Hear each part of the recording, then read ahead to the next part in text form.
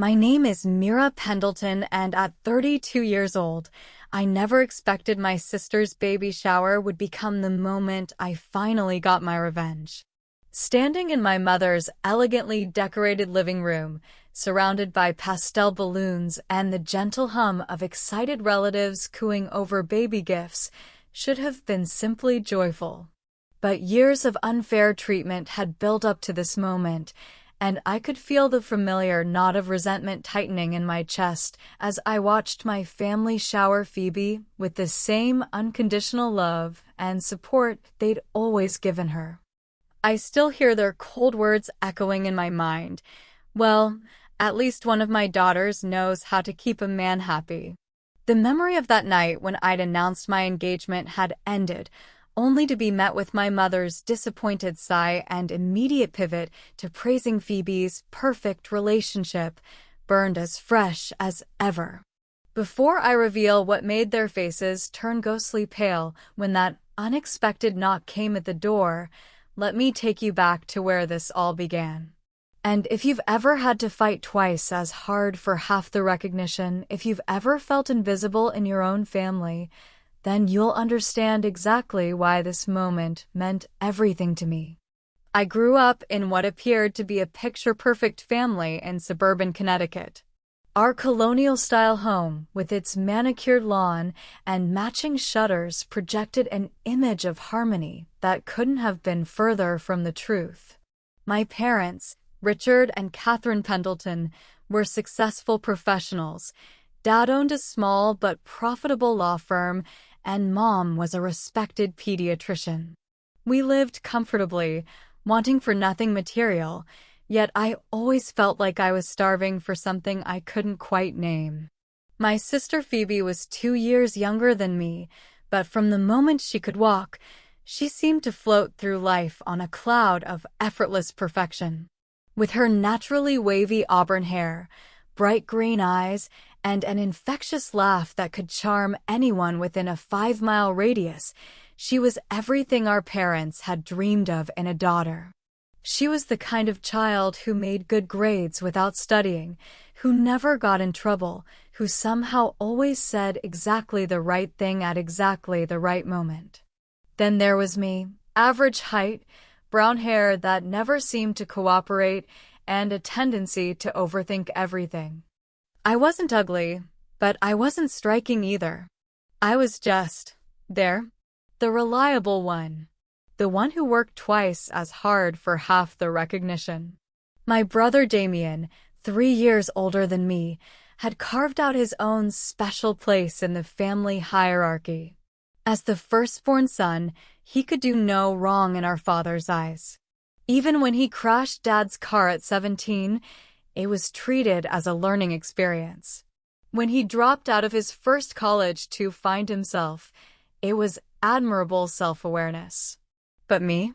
I was held to a completely different standard.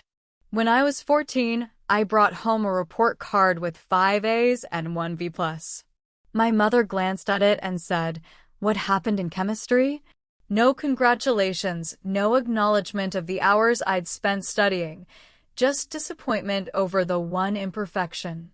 2 weeks later, Phoebe brought home 4 A's and 2 B's. The family celebrated with her favorite dinner and a shopping trip for new clothes. When I pointed out the discrepancy, my mother's response was swift and cutting. "Phoebe has other talents, Mira.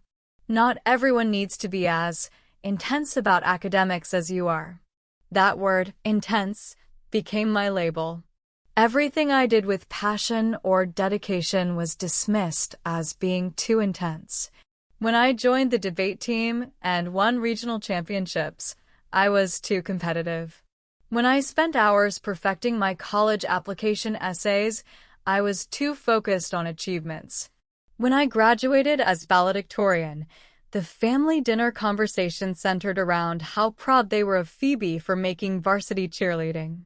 The pattern only intensified during college. I attended a prestigious university on an academic scholarship, double majoring in international relations and economics while maintaining a 3.9 GPA. I spent my summers interning at think tanks and nonprofit organizations, building a resume that would make any parent proud. Phoebe, meanwhile, chose a small liberal arts college known more for its social scene than its academics. She majored in communications with a minor in fun, as she liked to joke. Her Instagram was filled with sorority parties, spring break trips, and candid shots of her looking effortlessly beautiful. Our parents ate it up. Phoebe is really learning to enjoy life, my mother would say with obvious approval. She's developing such wonderful social skills. When I called home to share news about making the dean's list or landing a competitive internship, the conversations were brief and polite. When Phoebe called to share gossip about her sorority sisters or ask for money for a weekend trip, she'd get an hour-long conversation filled with laughter and genuine interest. The most painful example came during my junior year. I had been selected for a prestigious study abroad program in Geneva, a once-in-a-lifetime opportunity that would allow me to work with international diplomats and gain experience that would be invaluable for my career goals. I was bursting with excitement when I called home to share the news. "That's nice, dear," my mother said absently. "Listen, I can't talk long. Phoebe just called, and she's been selected for homecoming court. Can you believe it? We're so proud." The irony wasn't lost on me that my academic achievement warranted 30 seconds of lukewarm praise, while Phoebe's popularity contest earned hours of excited planning and discussion. The most devastating blow came when I was 25. I had been dating Marcus, a fellow graduate student, for 3 years. He was kind, intelligent, and shared my passion for social justice work.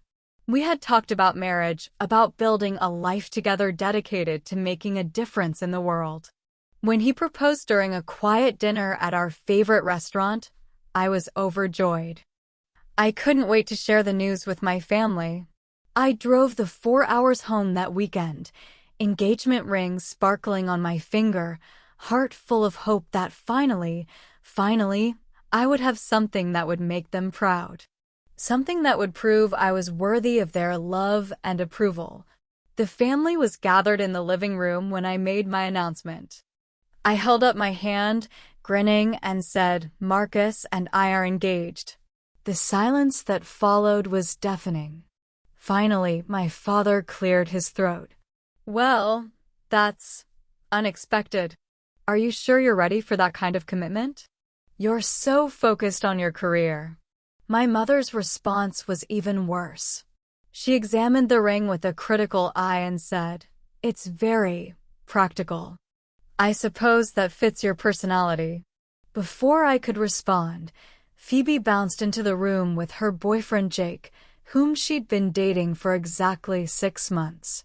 She was glowing with excitement about something, and the family's attention immediately shifted to her. "You'll never guess what happened," she announced. Jake got promoted to assistant manager at his dad's dealership. The room erupted in congratulations. My father clapped Jake on the back, my mother hugged them both, and suddenly my engagement was completely forgotten.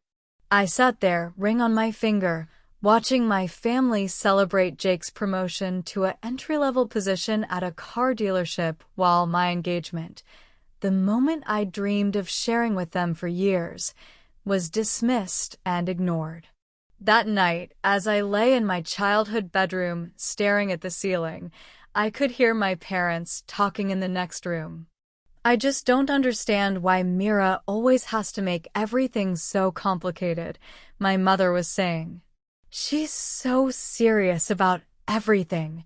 That poor boy doesn't know what he's getting into." "At least Phoebe found someone normal," my father replied. "Someone who can actually make her happy." The words hit me like a physical blow. After everything I'd accomplished, after all the ways I'd tried to make them proud, they still saw me as the problem child. The one who made everything complicated. The one who couldn't even get love right. 6 months later, Marcus and I broke up. The pressure of planning a wedding while finishing our dissertations, combined with the stress of job hunting and my family's obvious disapproval, proved too much for our relationship. When I called to tell my parents, my mother's response was swift and merciless. "Well, at least one of my daughters knows how to keep a man happy." The breakup was devastating, but it also freed me in ways I hadn't expected. Without the pressure of trying to balance a relationship with my ambitious career goals, I threw myself completely into my work. I finished my PhD in international relations with a focus on conflict resolution, completed a fellowship with the United Nations, and landed a position with a prestigious NGO focused on peacebuilding in post-conflict zones. My work took me around the world, to refugee camps in Jordan, to peace negotiations in Colombia, to development projects in rural Kenya. I was making a real difference, helping communities rebuild after conflict, facilitating dialogue between former enemies, and developing programs that created lasting change. But every achievement felt hollow when I tried to share it with my family. When I called to tell them about my UN fellowship, my mother interrupted after 2 minutes to tell me about Phoebe's new job at a local marketing firm. When I shared photos from my work in Kenya, building schools and training teachers, the family group chat went silent until someone posted a picture of Phoebe at a wine tasting. The pattern was so consistent it would have been funny if it wasn't so painful. Every milestone in my career was met with polite disinterest, while every mundane detail of Phoebe's life was treated as front-page news.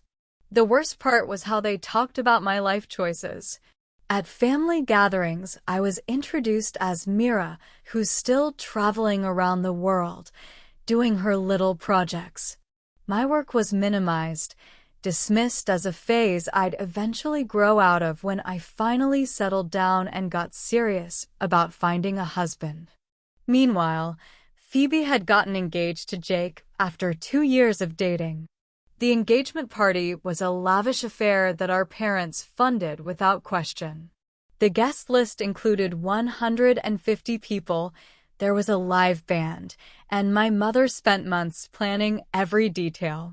She ordered custom invitations, hired a professional photographer, and even had a signature cocktail created for the occasion.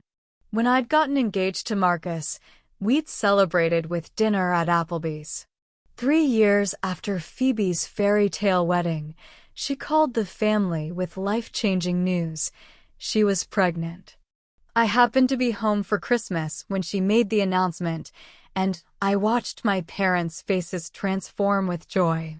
My mother actually started crying, tears of happiness I'd never seen her shed for any of my achievements. My father immediately started talking about converting the spare bedroom into a nursery for when they visited with the baby. "This is the best Christmas gift ever," my mother said, pulling Phoebe into a tight hug. "I can't wait to be a grandmother." I was happy for my sister, genuinely. Despite everything, I loved her and wanted her to be happy. But watching my parents' unbridled joy at her news, contrasting it with their lukewarm responses to every milestone in my life, felt like a knife twisting in my chest. That night at dinner, the conversation revolved entirely around the pregnancy. Baby names, nursery themes, speculation about whether it would be a boy or a girl. I tried to contribute to be supportive, but I felt invisible in my own family. Finally, trying to lighten the mood and maybe redirect some attention, I mentioned that I had some news too. I had recently been promoted to regional director for my organization, a position that would oversee peacebuilding programs across 3 continents. It was the culmination of years of hard work and represented a significant step forward in my career. The table went quiet for a moment, then my father said, "That's nice, Mira. Now, Phoebe, have you thought about cribs yet?" And just like that, my achievement was dismissed, forgotten, irrelevant compared to the golden child's good news. As Phoebe's pregnancy progressed, my mother threw herself into planning the most elaborate baby shower in family history. She spent weeks researching themes, comparing venues, and creating Pinterest boards filled with decoration ideas. The guest list grew to over 60 people, including relatives who hadn't spoken to our family in years, college friends, work colleagues, and neighbors. No expense was spared. My mother ordered custom invitations from a fancy stationery company, hired a professional event planner, and even arranged for a photographer to capture every moment. The theme was Twinkle, Twinkle, Little Star, and she had gold star decorations shipped in from 3 different vendors to achieve the perfect look. I offered to help with the planning, hoping to maybe find some way to connect with my mother over this shared project. Her response was swift and dismissive. "Oh, that's sweet of you to offer, but I have everything under control. Besides, you don't really have experience with this kind of thing." The implication was clear. As the unmarried, childless daughter, I couldn't possibly understand what was needed for such an important occasion. 2 weeks before the shower, I was visiting home and happened to overhear my mother on the phone with her sister discussing the final details. "I just want everything to be perfect for Phoebe," she was saying. "She deserves the most beautiful celebration. She's giving us our first grandchild, after all." Then her voice dropped, and I heard her say something that made my blood run cold. "I just wish Mira would settle down and give me some grandchildren too." I'm starting to wonder if she ever will. She's so focused on her career, and she's not getting any younger. Sometimes I think she's just too selfish to ever put a family first. I stood frozen in the hallway, my mother's words echoing in my mind. Selfish. That's how she saw my dedication to my work, my commitment to making the world a better place. After everything I'd accomplished, after all the lives I'd touched through my work, she saw me as selfish because I hadn't followed the traditional path of marriage and children. The morning of the baby shower dawned bright and clear. I arrived at my parents' house early, hoping to help with last-minute preparations, but found that everything was already perfectly arranged. The living room had been transformed into a golden wonderland, with star-shaped balloons, glittering streamers, and elegant table settings that looked like they belonged in a magazine. My mother was in her element, flitting around the room making tiny adjustments and barking orders at the catering staff.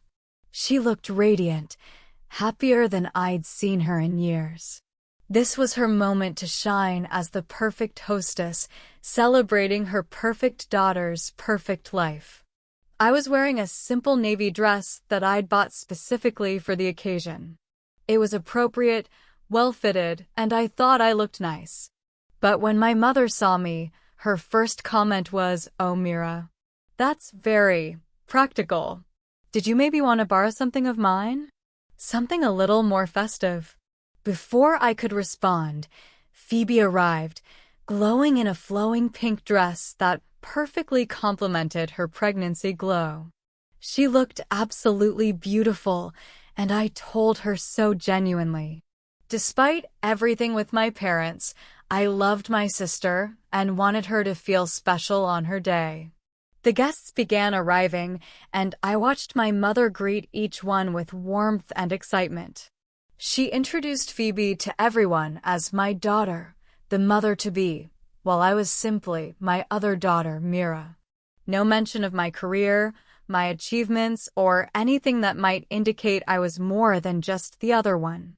I found myself relegated to the kitchen, helping serve refreshments and clean up spills, while my mother held court in the living room, regaling guests with stories about Phoebe's pregnancy journey and her excitement about becoming a grandmother. During the gift opening ceremony, I sat in the back of the room, watching Phoebe unwrap present after present while the guests cooed and awed over tiny clothes and baby gear. My own gift, a handmade quilt from artisans in Guatemala, purchased during my recent work trip there, was admired politely but quickly set aside in favor of more traditional baby items. Then came the moment that would haunt me for years. One of my mother's friends, Mrs. Henderson, made a comment about how lucky my mother was to have such a wonderful daughter. "Phoebe is just perfect," she gushed. "And soon you'll be a grandmother." "How exciting!" My mother beamed with pride. "Yes, I'm so blessed. Phoebe has always been my easy child. She just has this natural ability to make the right choices." Mrs. Henderson glanced over at me, sitting quietly in the corner. "And what about Mira? When will we hear wedding bells for her?" The question hung in the air like a challenge. I felt every eye in the room turn to me, and I wanted to disappear into the floor. My mother's smile faltered slightly. "Oh, Mira is very focused on her career. She travels constantly for work, doing international things. I'm afraid she's just too busy to think about settling down." The dismissive tone in her voice was unmistakable. In front of a room full of people, she had just reduced my life's work to international things and implied that my dedication to my career made me somehow deficient as a woman. But Mrs. Henderson wasn't done. "Well, that's nice, dear, but career is one thing. Family is what really matters. I'm sure she'll come around eventually." The conversation moved on, but I sat there burning with humiliation. I had dedicated my life to helping people, to making the world a more peaceful place, to building something meaningful and lasting. But in my mother's eyes, and in the eyes of her friends, I was just the unmarried daughter who had her priorities wrong. I was in the kitchen, stacking dirty plates and trying to swallow my hurt when I heard it. A firm knock at the front door. My mother called out from the living room, "Mira, could you get that? We're not expecting anyone else." I dried my hands and walked to the door, grateful for any excuse to step away from the suffocating atmosphere of the shower. When I opened it, I was shocked to see a man in his mid-30s holding the hand of a little girl who couldn't have been more than 5 years old. "I'm sorry to interrupt," he said with a slight accent I couldn't quite place. "I'm looking for Mira Pendleton. I was told she might be here." "I'm Mira," I said, completely bewildered. I had no idea who this man was or how he'd found me at my parents' house. His face broke into a warm smile. "Miss Pendleton, my name is Samuel Okonkwo. This is my daughter, Grace. We've been trying to find you for months." The little girl looked up at me with huge brown eyes and said in perfect English, "Are you the lady who built our school?" Suddenly, it clicked. Samuel. I remembered him now. He had been one of the community leaders I'd worked with during my time in Kenya 3 years ago. We had collaborated on a project to build a school in his village, and I had helped secure funding and training for local teachers. "Samuel," I exclaimed, my face lighting up with genuine joy. "What are you doing here? How did you find me?" "It's a long story," he said, glancing past me toward the sound of conversation coming from the living room. "I hope we're not interrupting something important." Before I could respond, my mother appeared behind me, clearly curious about who was at the door. Her eyes took in Samuel and Grace with barely concealed confusion and, if I'm being honest, a hint of disapproval. "Mira, who is this?" she asked in the tone she used when she was trying to be polite but was actually annoyed. "Mom, this is Samuel Okonkwo and his daughter Grace. Samuel is from Kenya. We work together on a school project." Samuel stepped forward with a warm smile. "Mrs. Pendleton, it's such an honor to meet you. Your daughter changed our entire community. I've come all this way to thank her properly." My mother's expression didn't change. That's nice. But we're actually in the middle of a baby shower right now. Please, Samuel said, his eyes earnest. I promise this won't take long. But what your daughter did for us, I couldn't let it go unrecognized. By now, the conversation at the door had drawn the attention of the guests in the living room. Several people had gathered behind my mother, peering curiously at our unexpected visitors. I could see Phoebe craning her neck to see what was happening, her face a mixture of confusion and annoyance that her special day was being interrupted. Samuel seemed to sense the tension in the room, but he pressed on with the determination of a man on a mission. Miss Pendleton, he said, reaching into his jacket pocket, I have something for you. He pulled out an official-looking document and handed it to me. As I unfolded it, I realized it was a certificate of some kind, beautifully printed on heavy paper with an official seal at the bottom. What is this? I asked, genuinely confused. 3 months ago, the Ministry of Education in Kenya announced their annual awards for outstanding contributions to education in rural communities, Samuel explained, his voice growing stronger with pride. Your school project, our school, was selected as the most impactful educational initiative in the country. This award comes with a grant of $50,000 to continue expanding the program to other villages. I stared at the certificate in my hands, reading the words over and over again. The Republic of Kenya Ministry of Education Award for Excellence in Educational Development was printed at the top in elegant script. Below that, my name, presented to Dr. Mira Pendleton for her exceptional dedication to educational development and her transformative impact on rural communities. But there's more, Samuel continued, his smile growing wider. Grace, would you like to tell Miss Pendleton your news? The little girl, who had been hanging back shyly, stepped forward with a gap-toothed grin. I'm the top student in our school, and I want to be a teacher just like you when I grow up. Samuel's eyes were bright with tears as he looked at me. Grace represents 12 children from our village who have now qualified for advanced education programs. Because of the school you built, because of the teachers you trained, these children have opportunities we never dreamed possible. The room had gone completely silent. Every guest at the baby shower was now crowded into the entryway, listening to Samuel's words with growing amazement. But how did you find me here? I asked, still struggling to process what was happening. Samuel laughed. That's the interesting part. I've been trying to reach you through your organization for months, but you've been in the field. Finally, I contacted your university, and they gave me your family's contact information. I flew to New York yesterday with Grace. She's never been on a plane before, and we drove here this morning. We wanted to surprise you. He paused, looking around at the gathered crowd. I hope you don't mind that we interrupted your celebration. But Grace has been talking about meeting the school lady ever since she learned to write. She's written you letters. He handed me a small stack of papers covered in careful childish handwriting. As I looked down at the letters, Grace tugged on my dress. Ms. Mira, will you read them later? I drew you pictures of our school. The silence in the room was deafening. I could feel dozens of eyes on me, processing what they had just heard.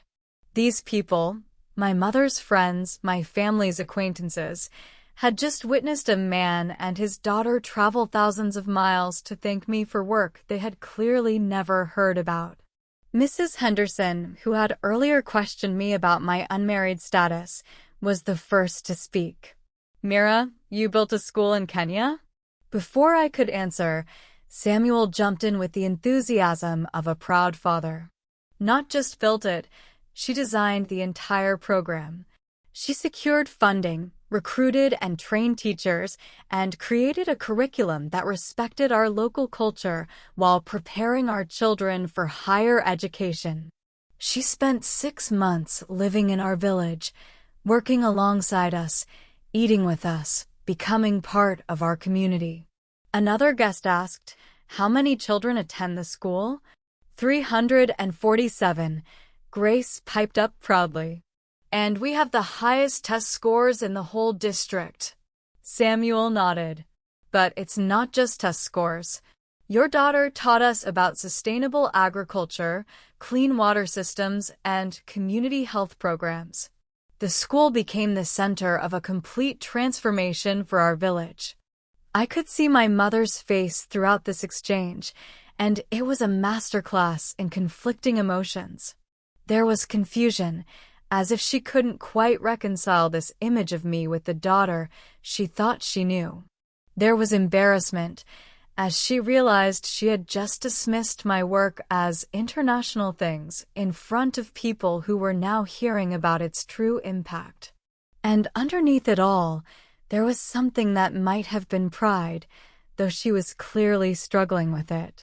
My father had joined the crowd and was looking at the certificate in my hands with an expression I'd never seen before. "Mira, you never told us about any of this." The truth was, I had tried to tell them.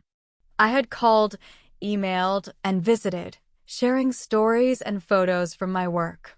But every time I tried to explain what I was doing, the conversation was redirected to something else, or I was made to feel like I was bragging or being too intense about my work. "I did try to tell you," I said quietly. "Many times." Samuel looked around the room with genuine confusion. "You mean your family doesn't know about your work? About the lives you've changed?" Before anyone could answer, he continued with growing excitement. "Ms. Pendleton isn't just helping one village. She's working with the United Nations to replicate this model across 3 continents. She's scheduled to present our project at the Global Education Summit next month. The president of Kenya personally requested a meeting with her." The guests were now asking question after question, their curiosity piqued by this unexpected revelation.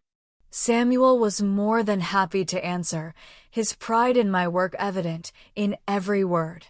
"How long has Mira been doing this kind of work?" someone asked. "She's been with our organization for 8 years, Samuel replied. "But she's been working in international development since she finished her PhD. She's considered one of the leading experts in post-conflict education systems." "And you said she's working with the United Nations?" "Yes, she's a senior advisor for their Education in Emergencies program. She's helped establish schools in refugee camps, conflict zones, and post-disaster areas around the world. Last year alone, her programs reached over 50,000 children." I watched my mother's face as these numbers sank in. 50,000 children. The magnitude of impact was something she couldn't dismiss or minimize. Phoebe, who had been silent throughout this exchange, finally spoke up. "Mira, I had no idea you were doing all this." Her voice wasn't resentful or jealous, it was genuinely amazed. For the first time in our lives, she was looking at me with something that resembled awe. Samuel wasn't finished. He reached into his other pocket and pulled out his phone. "I have something else to show you," he said to me. "We made this for you, but we wanted to give it to you in person." He opened a video on his phone and held it up so everyone could see. The screen showed hundreds of children in school uniforms, standing in front of a beautiful brick building with a sign that read, "Mira Pendleton Community School." The children began to sing in perfect harmony, their voices carrying a song of gratitude in both English and Swahili. As the camera panned across their faces, I could see the hope and joy in their eyes, the same look I'd seen in Grace's eyes when she'd first walked into our newly built classroom 3 years ago. By the time the video ended, there wasn't a dry eye in the room. Several of the guests were openly crying, and I realized I was crying too. They practiced that song every day, Samuel explained softly. It's how they start each morning, by thanking you for giving them their future. The room was completely silent except for the sound of people trying to compose themselves. The contrast between this moment and the earlier conversation about my practical life choices was stark and impossible to ignore. Mrs. Henderson, who had questioned my priorities earlier, stepped forward with tears in her eyes. Mira, I owe you an apology. I had no idea. What you're doing is incredible. Other guests began to speak up, expressing their amazement and asking more questions about my work. For the first time in my life, I was the center of positive attention at a family gathering. People wanted to hear my stories, to understand my work, to learn about the places I'd been and the people I'd helped. But the most important reaction was yet to come. My mother had been standing at the edge of the crowd, watching and listening with an expression I couldn't quite read. Finally, she stepped forward and looked directly at me. Mira, she said, her voice barely above a whisper. I don't know what to say. Samuel sensed the emotional weight of the moment. Mrs. Pendleton, your daughter is a hero in our community. She's a hero to thousands of families whose children now have hope for the future. You should be very proud. My mother's eyes filled with tears. I am, she said, and for the first time in my life, I believed her. I am so proud. Then she did something that shocked everyone in the room, including me. She pulled me into a tight hug, not the polite, obligatory hugs we usually exchanged, but a real embrace filled with genuine emotion. I'm sorry, she whispered in my ear. I'm so sorry I didn't understand. What happened next was something I never could have imagined. The baby shower, which had been entirely focused on Phoebe and her pregnancy, transformed into something else entirely. The guests wanted to hear more about my work, to see photos from Kenya, to understand the scope of what I'd been doing all these years. Samuel and Grace became the guests of honor, sharing stories about their village, their school, and the impact of the education programs. Grace, who had been shy at first, blossomed under the attention, proudly showing off her English skills and telling everyone about her dream to become a teacher. My father, who had always been distant and somewhat disapproving of my career choices, sat down next to Samuel and peppered him with questions about the technical aspects of the projects, the logistics of working in remote areas, and the challenges of cross-cultural collaboration. I could see his respect for my work growing with each answer. But perhaps the most meaningful moment came when Phoebe approached me during a quiet moment while the guests were admiring Grace's drawings. Mira, she said, her voice thick with emotion. I need to tell you something. I braced myself, not sure what to expect. I've always been jealous of you, she continued. I know that sounds crazy because I know how Mom and Dad have always treated you, but I've been jealous of your strength, your independence, your ability to just go out and change the world. I stared at her in shock. Jealous of me? Phoebe, you're the golden child. You've always been their favorite. She shook her head. Being the favorite is easy when you're not doing anything worth being proud of. I got attention for just existing, for following the expected path. But you actually earned every bit of recognition you've ever gotten. You felt something real and meaningful. Tears were streaming down her face now. When I listened to Samuel talk about what you've accomplished, I realize I've never done anything that mattered. I've never helped anyone or made a real difference. I've just been coasting on everyone's expectations. Phoebe, that's not true. You're about to be a mother. That's the most important job in the world. She smiled through her tears. Maybe But I want to be the kind of mother who raises children who change the world, like you do. I want to be someone they can be proud of for the right reasons. As the afternoon wore on, the dynamic in the room had completely shifted. The focus wasn't on comparing daughters or questioning life choices anymore. Instead, it was on celebrating achievement, on recognizing the value of service, and on understanding that there are many different ways to build a meaningful life. Samuel shared more details about the expansion of the school program, explaining how the success in their village had attracted attention from other communities and international organizations. He told us about his own journey, how he had been selected to come to the United States for training in educational leadership, and how he was now working to establish similar programs throughout East Africa. Miss Pendleton didn't just build us a school, he explained to the rapt audience. She showed us how to build our own future. She taught us that we didn't need to wait for someone else to solve our problems. We could develop our own solutions. Grace, meanwhile, had become the unofficial co-host of the party. She was showing her drawings to anyone who would look, describing life in her village, and practicing her English with delighted guests. Her presence had brought a joy and innocence to the gathering that was infectious. My mother, who had spent the morning obsessing over every detail of the perfect baby shower, was now completely absorbed in hearing about the realities of education in rural Kenya. She asked thoughtful questions about the challenges of training teachers without formal educational backgrounds, the difficulties of obtaining supplies and materials, and the cultural considerations involved in developing curriculum. For the first time in my life, I saw her genuinely engaged with my work, not just politely listening, but actually understanding the complexity and importance of what I was doing. As the formal part of the baby shower concluded, something beautiful happened. The focus shifted from the traditional gift-giving to a different kind of exchange. Grace approached Phoebe with one of her drawings, a colorful picture of children playing in front of a school building. "This is for your baby," she said solemnly. "So they know that children everywhere are learning and growing."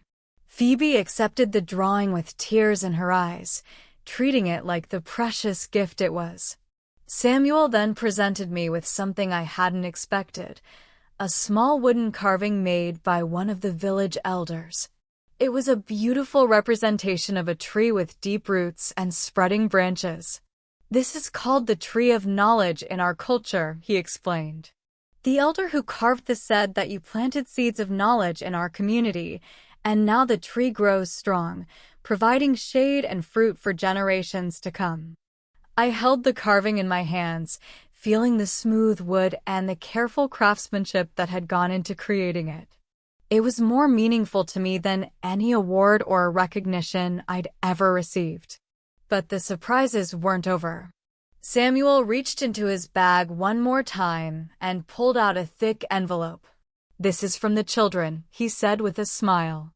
Every student in the school contributed something. I opened the envelope to find hundreds of small pieces of paper, drawings, notes, and letters from the children. Some were in English, others in Swahili, but all were filled with gratitude and hope. There were pictures of the school, self-portraits of the students, drawings of their families, and countless messages of thanks. One letter, written in careful English by a student named Michael, read, "Dear Teacher Mira, before you came, I thought I would be a farmer like my father. Now I know I can be anything. I am studying to be a doctor so I can help people like you help people. Thank you for showing me that dreams can come true." As I read letter after letter, I became aware that the entire room had gone quiet again. Everyone was watching me process this overwhelming outpouring of love and gratitude from children half a world away. "There's one more thing," Samuel said, pulling out his phone again. "Grace, would you like to show everyone your special photo?" Grace nodded enthusiastically and took the phone from her father. She navigated to the photo gallery with the confidence of a child who had grown up with technology, despite living in a rural village. "This is my favorite picture," she announced, holding up the phone so everyone could see. The photo showed me sitting under a large acacia tree, surrounded by dozens of children. I was holding a book, clearly in the middle of reading a story, and every child's face was turned toward me with rapt attention. The late afternoon sun filtered through the leaves, creating a golden glow around the entire scene. I remembered that day clearly. It was during my last week in the village, and I had been reading to the children during their lunch break. Someone had captured the moment without me knowing, and seeing it now, I was struck by the pure joy and engagement on every face in the photo. "This is hanging in our school," Grace explained proudly. "Everyone who visits sees this picture and learns about the teacher who came from far away to help us learn." My mother stepped closer to look at the photo, and I saw her face transform as she really looked at me, not as her disappointing daughter, but as the teacher and mentor these children saw. In that moment, I think she finally understood who I really was and what my work meant. "You look so happy," she said softly. "I've never seen you look so complete." She was right. In that photo, surrounded by those eager faces, I looked exactly like someone who had found their purpose in life. Word of Samuel and Grace's visit began to spread beyond the immediate circle of shower guests. My mother, in a complete reversal of her earlier behavior, started calling relatives and friends to tell them about my work. For the first time in my life, she was bragging about me, sharing details about my achievements with the same pride she had always reserved for Phoebe. My father, meanwhile, had cornered Samuel for an in-depth conversation about the economic development aspects of education programs. I could see him processing everything he was learning, reconsidering his long-held assumptions about my impractical career choices. "I had no idea the scope of what you were doing," he said to me later. "When you talked about your work, I thought it was just temporary. Something you'd do until you settled down. I didn't realize you were building something so significant." The admission was painful to hear, but also validating. For years, I had felt like I was speaking a foreign language when I tried to share my work with my family. Now I understood that they simply hadn't been listening. Not really. Damien, my older brother, arrived just as the party was winding down. He had driven over from his apartment to help with cleanup, but instead found himself in the middle of an impromptu celebration of international development work. When Samuel and Grace were introduced to him, his reaction was immediate and genuine. "Holy shit, Mira," he said, then immediately apologized for his language in front of Grace. "I mean, wow. This is incredible. Why didn't you ever tell us you were doing all this?" It was the same question everyone had been asking, and the answer was always the same. I had tried to tell them. I had tried for years. As the afternoon progressed, I watched the fundamental dynamic of our family begin to shift.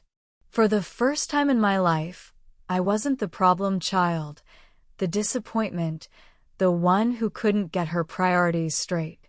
I was the daughter who had quietly, without fanfare or recognition, built something extraordinary. The change in my mother was the most dramatic.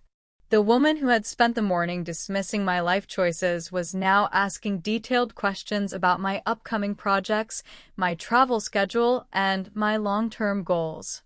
She wanted to understand not just what I was doing, but why it mattered. "I feel terrible," she admitted to me during a quiet moment. "I've been so focused on conventional markers of success, marriage, children, settling down, that I completely missed what you were actually accomplishing." "It's not too late," I said, meaning it. "I'd love for you to really understand my work." She nodded, tears in her eyes again. "I want to learn." I want to be proud of you for the right reasons.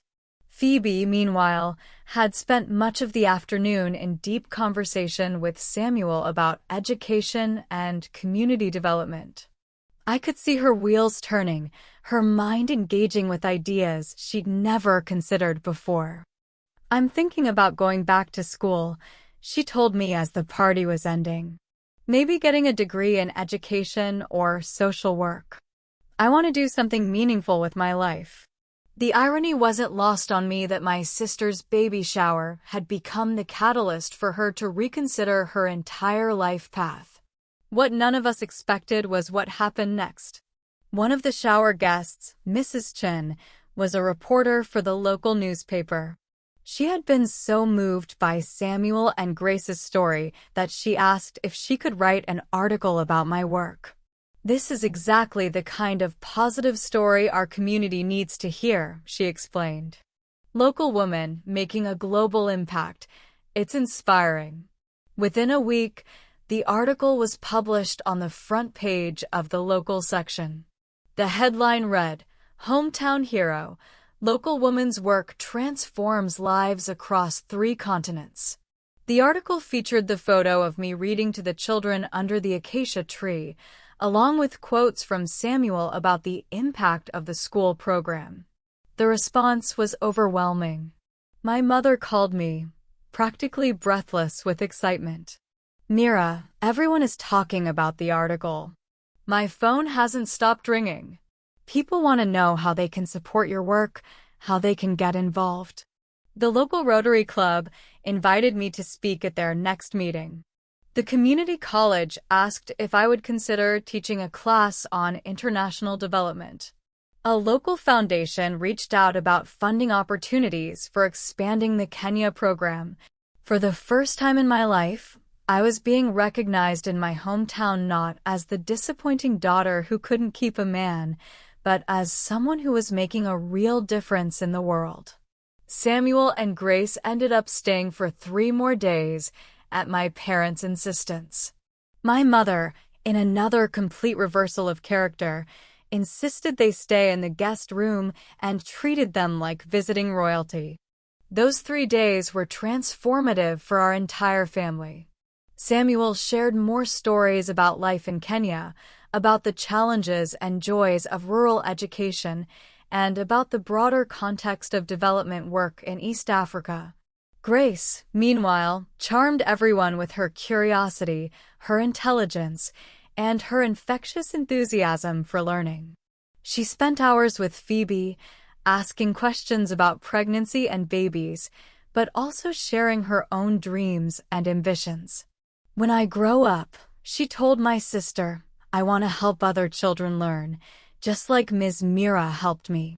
My father, who had always been somewhat formal and distant, found himself completely enchanted by Grace. He spent an entire afternoon teaching her to play chess, marveling at how quickly she picked up the game. "This child is going to change the world," he told me that evening. Just like her teacher. On their last morning, my mother prepared an elaborate breakfast and invited the extended family to come say goodbye. Aunts, uncles, and cousins who had rarely shown interest in my life suddenly wanted to meet Samuel and Grace, to hear their stories, and to understand my work. When it came time for Samuel and Grace to leave, the goodbye was emotional for everyone involved. Grace had become the unofficial mascot of our family, and saying goodbye to her felt like losing a piece of joy. But before they left, Samuel made one final announcement that stunned us all. "Ms. Pendleton," he said formally, "I have been asked by the Ministry of Education to extend an official invitation. The President of Kenya would like to host you for a state visit to recognize your contributions to our country's educational development. You would be the guest of honor at the opening of 5 new schools based on your model." The room went completely silent. A state visit. Guest of honor. Recognition from a national government for work that my own family had barely acknowledged. My mother was the first to speak. "Mira, that's incredible. You're going to meet with the president." "Apparently so," I said, still trying to process the magnitude of what Samuel had just announced. Samuel smiled. "There will be a ceremony, media coverage, and a documentary crew following your visit. The story of our school will be shared across Africa and around the world." As they prepared to leave, Grace ran back to me one more time. She threw her arms around my waist and whispered, "Thank you for changing my life, Ms. Mira. I love you." In that moment, surrounded by my family who finally understood the value of my work, holding a child whose future I had helped shape, I felt complete in a way I never had before. In the weeks following Samuel and Grace's visit, everything changed. My relationship with my family shifted fundamentally, built now on understanding and genuine respect rather than disappointment and misplaced expectations. My mother became my biggest advocate, sharing news of my work with anyone who would listen. She created a photo album of pictures from Kenya and started following international development news so she could better understand the context of my work. Phoebe did indeed go back to school, enrolling in a master's program in international education. She often called me for advice about her studies and her growing interest in working with underserved communities. My father, meanwhile, had begun researching ways his law firm could support international development projects. He was exploring pro bono work with organizations similar to mine, finally finding a way to connect his professional skills with meaningful social impact. But perhaps the most significant change was in how I saw myself within my family. For 32 years, I had been trying to earn their approval by being someone I wasn't. I had internalized their dismissal of my work, their suggestion that my priorities were wrong, their implication that I was somehow failing at life. Samuel and Grace's visit had shattered those false narratives completely. In front of a room full of people, including my family, I had been presented with irrefutable evidence of my worth, my impact, and my success. Not success as defined by traditional markers, but success measured in lives changed, communities transformed, and futures made possible. 2 months later, I found myself on a plane to Kenya for the state visit Samuel had mentioned. The ceremony was everything he had promised and more. I stood next to the president of Kenya as we cut ribbons at 5 new schools, each one based on the model we had developed in Samuel's village. The documentary crew captured everything: the children singing songs of gratitude, the parents expressing their hopes for their children's futures, the teachers discussing the innovative curriculum we had developed together. It was a celebration not just of educational achievement, but of the power of cross-cultural collaboration and sustainable development. Grace was there, of course, now 6 years old and reading at a level far beyond her age. She had grown taller and more confident, but she still had the same bright smile and infectious enthusiasm for learning. During the ceremony, she presented me with a special gift, a book written and illustrated by the students at our original school. It was titled "The Teacher Who Came from Far Away," and it told the story of my work in their village from the children's perspective. As I read through the book, surrounded by hundreds of children whose lives had been changed by education, I thought about that baby shower 6 months earlier. I thought about sitting in the corner, feeling invisible and undervalued, listening to my mother dismiss my work as international things. Now here I was, being honored by a national government, featured in international media, and celebrated by communities across 3 continents. The contrast was so stark it almost felt surreal. The documentary about the Kenya Education Project aired on international television and streaming platforms, reaching millions of viewers worldwide. The response was overwhelming. Donations poured in from around the globe, Other countries requested consultations about replicating the program, and universities began incorporating our model into their development studies curricula. I received invitations to speak at conferences on 4 continents. The United Nations expanded my role, putting me in charge of educational development programs in 12 countries. Major foundations reached out about funding larger-scale initiatives. But the most meaningful recognition came from an unexpected source. My hometown newspaper ran a follow-up story about the documentary's success, featuring interviews with my family about their pride in my achievements. My mother's quote in the article brought tears to my eyes. "I'm ashamed to admit that I didn't always understand or appreciate what my daughter was doing. I thought success looked a certain way, and I was wrong." Watching Myra's work touch lives around the world has taught me that there are many different ways to build a meaningful life. I couldn't be prouder of the woman she's become. When I returned home from Kenya, my family threw me a celebration dinner, the first time they had ever organized an event specifically to honor my achievements. The guest list included everyone who had been at Phoebe's baby shower, plus additional friends and community members who had heard about my work. The difference in atmosphere was remarkable.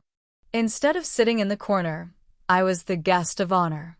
Instead of my accomplishments being dismissed or minimized, they were celebrated and discussed in detail.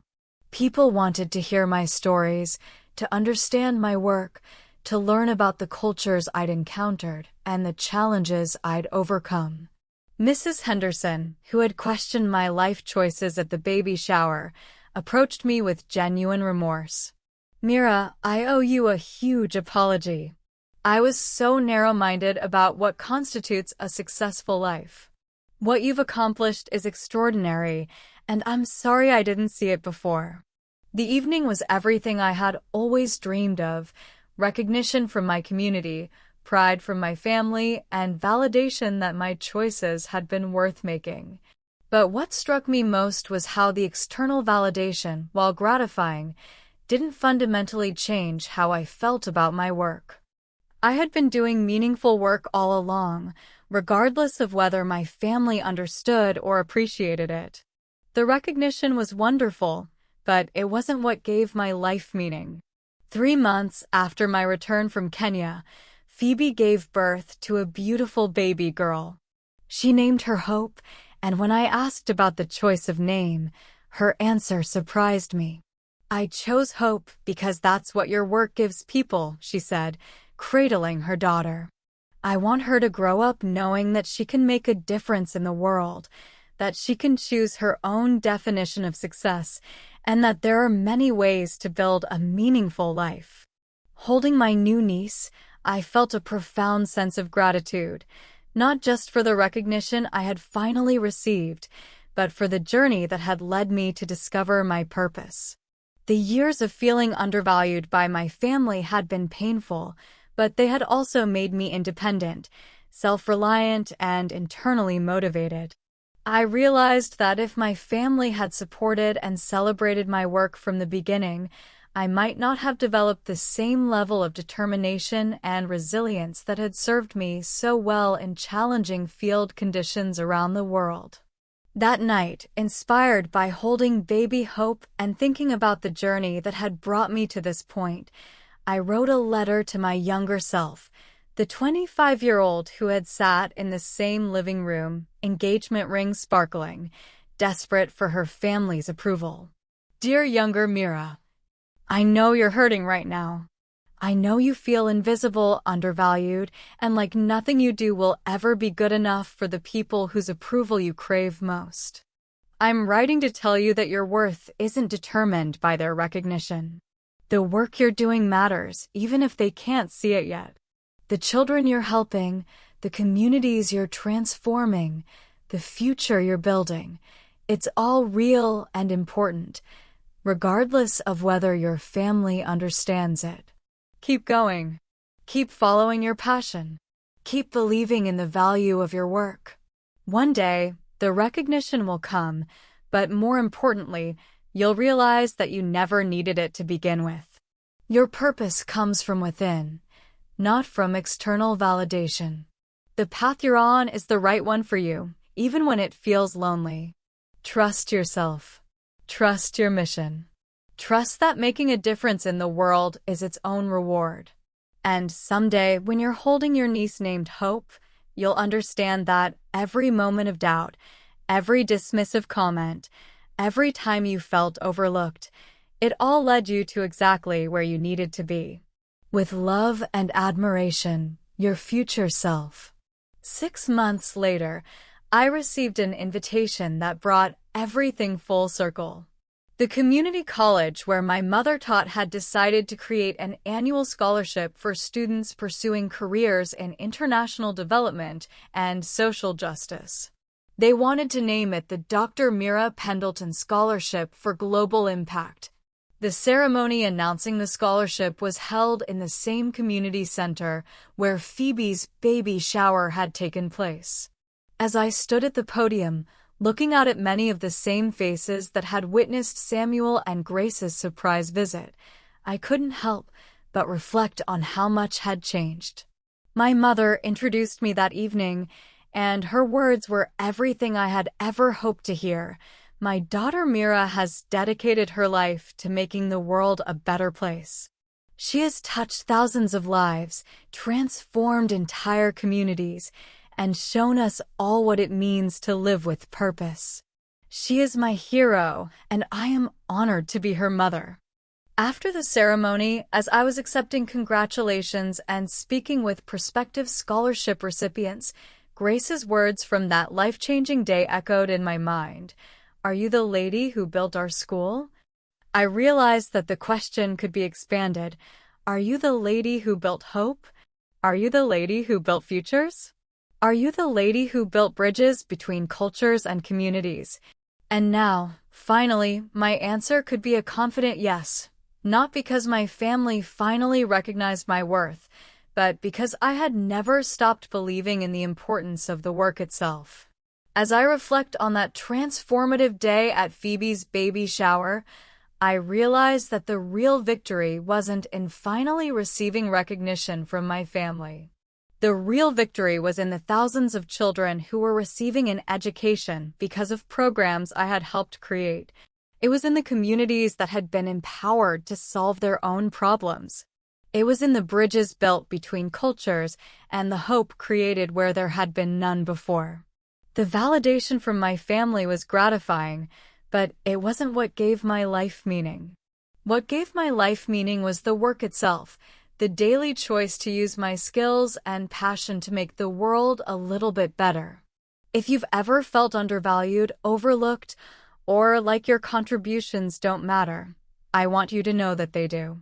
Sometimes the most meaningful work happens quietly, without fanfare or recognition.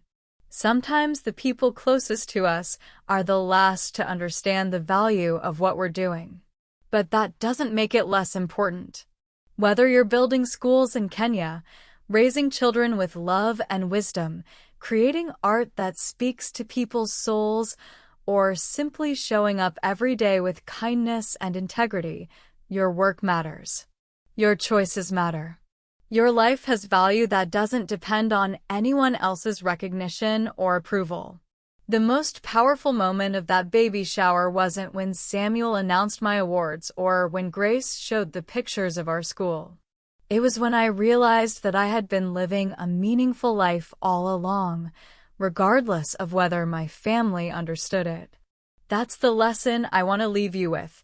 Your worth isn't determined by external validation. Your purpose doesn't require anyone else's permission.